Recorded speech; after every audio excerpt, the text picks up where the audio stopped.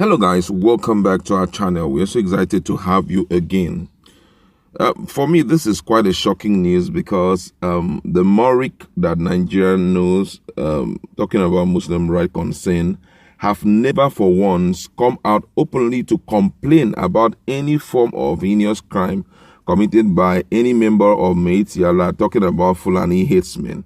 Despite the myriads of things these guys have done, they seem to be overly quiet. So most people are right now wondering if the MURIC, who is that's the director of MURIC, Akintola, Professor Akintola, if something is wrong somewhere, possibly maybe his own farm has been touched by Fulani Herdsmen. That's why he has decided to come out to give Nigerians just a little leak or hint about what these people have done and what the federal government should do to farmers. Maybe at Kwara State, where he is residing, possibly there is something has happened to his farm and all of that. But however, it's good before we start up the whole discussion, let's give you the content of the news. The MURIC, Muslim Rights Concern, has called on the federal government to compensate farmers whose crops were destroyed by herdsmen's cow. MURIC suggests that the compensation, which may be instrumental, should be paid to farmers whose farms were destroyed in all states of the Federation. The group said it now has concrete evidence. It now has concrete evidence of the culpability of herdsmen, including video clips in which cows destroys farm belonging to members of the organization. Why didn't you show it? Let Nigerians see. This was contained in a press statement issued by the director of the human rights organization, Professor Akintola, on Friday, the 5th February 2021. And according to the statement, and I quote, he said, MURIC is now in possession of indubitable evidence of the destruction of crops on farmland by cows brought by herdsmen. We send out feelers to all states where we have branches of MURIC, and the reports are overwhelmingly convincing. We ask our members to supply information on the activities of herdsmen in their state, including Abuja. In fact, we are stupefied by the outcome. The most recent report from a young member of MURIC in Ogun State who ventured into agriculture reads, "Herders invaded my 5 hectares of rice farm 3 days ago." That's on Sunday, 31st January 2021. And it was totally destroyed. Imagine 3 hectares of rice farm. The incident happened at the farm of Sapro Foods, a rice production company whose premises is located at Onyam Farm Settlement, Ibaru River Village, Ibaru, in Abeokuta North Local Government Area, Abeokuta, Ogun State. The farm is along Igbora Road after the runabout. The most hard-raining part of the report was towards the end, where it added, "The most frustrating part is I'm not getting my investment back, and I hate this feeling of nothing can be done. I don't know what to do. Perhaps I should organize a press conference." Hear what this guy is saying now. These things, when other people will say that, that's why sometimes I believe that those who are supportive of some of these menace that these Fulani guys are causing, let it happen to you or somebody linked to you or to your property. You will know how it feels like to lose things. Other people, when you see them coming to talk, it's because of their empathic heart. All right, I don't want to talk much. Let's continue.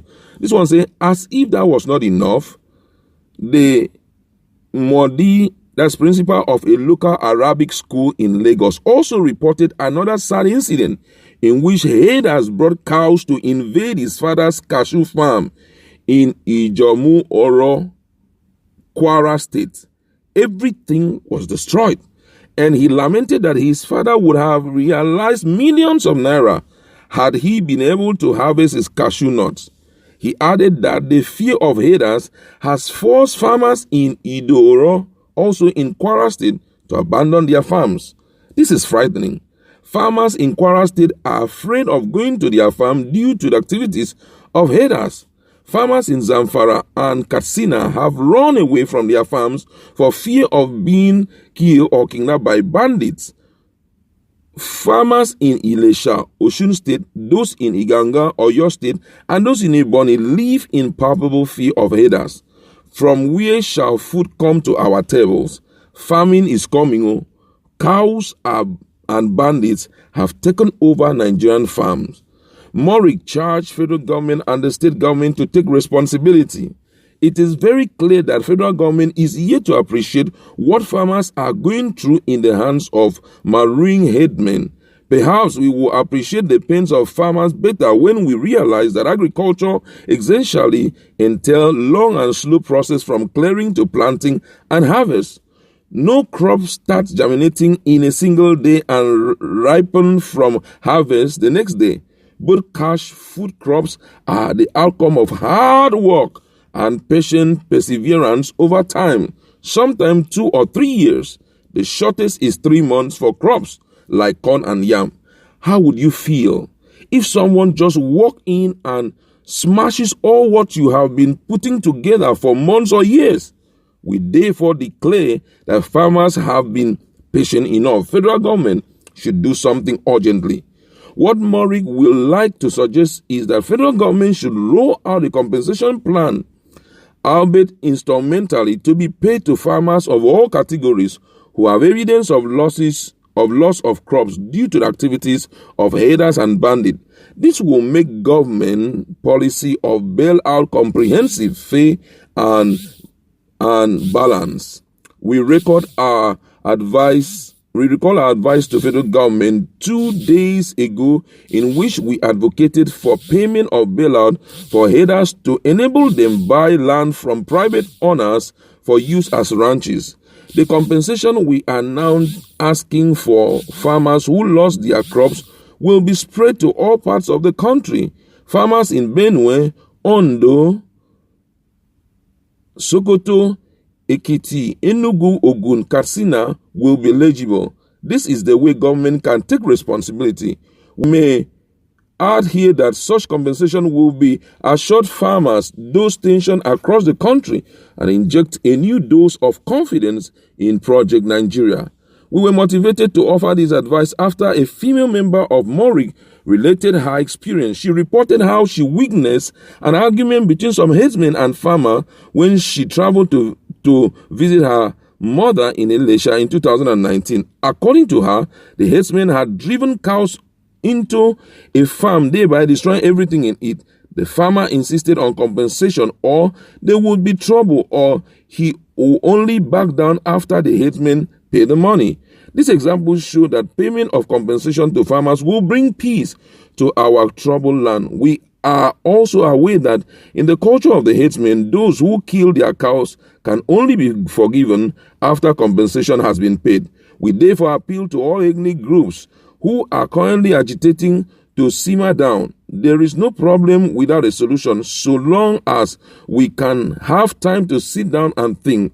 We call on the security agencies to discern on criminals among the herdsmen as well as others in the society and bring them to book. What we should not do is ethnic profiling, but no tribe has immunity as long as crime has been committed and evidence have been provided. We remind Nigerians that our wars and conflicts have not yielded positive result anywhere in Africa. It was Herodotus who said, in peace, sons bury their father, but in war, father buries their son. The question is, do we want to start burying our sons? May Allah forbid. Neither do anyone know who will survive if we start the war. That was why Bertrand Russell said, war does not determine who is right, but who is left. We hope Nigeria still have time to ponder before we start counting body bags. Oh my God, this is a serious one. I thank God that they have started seeing what has been happening in the country, and I believe that with what they have seen now, they are going to have a reconsideration. Nobody should be folding his hands and watch things happen again. As much as the likes of Sunday Igboho and the rest are trying to stop these people, we should join force together, support them support the federal government, the police, anyone who is trying to fight insecurity. Let's give them the adequate support and see how we can correct things. That's where I like to leave it. Go to our comment section. Let's interact. With all of these that you have heard, what do you think? Any hope for farmers in Nigeria? And do you think farmer-herder clashes will come to an end if government wake up and accept the recommendation of